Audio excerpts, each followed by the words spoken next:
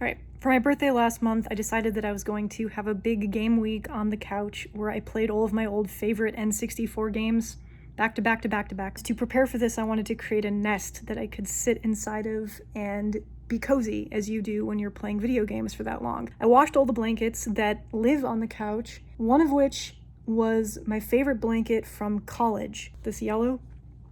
And I bought this thing to more or less save me from the cold winter of the Midwest, which we had like one of those mega winters where it was really freezing cold. I bought it for $20. It was like 80% off from Urban Outfitters or some bullshit. When I washed this thing preparing for my birthday soiree, it shredded itself in the washing machine. Like, you can't tell a whole lot until you, find certain spots, and then there's these giant holes, and it looks like there's this, I don't know what you'd call this. It used to be stuffing. It's generally pretty threadbare because I've had it for about a decade now. Oh God. My best friend and Mark, they're basically like, you need to just throw the blanket away, but I can't throw this blanket away because it kind of saved my life and I'm attached to it. But it's disgusting. I finally came up with something to do with it. So it's either 9 or 10 a.m. on Sunday mornings.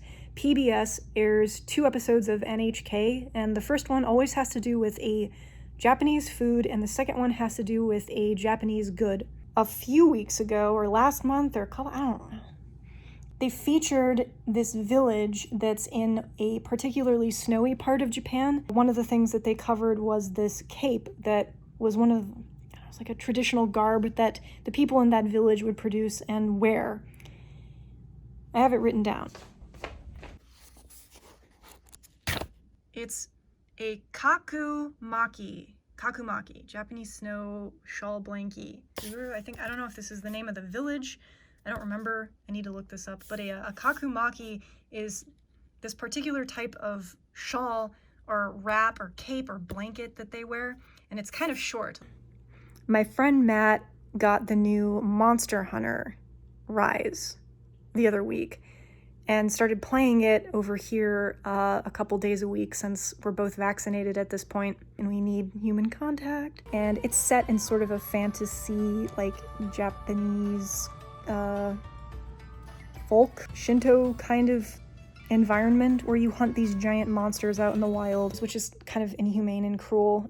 You kill the monsters and then you take their parts, their like body parts and their skin and their tails and whatever, and you make like clothes out of their skin.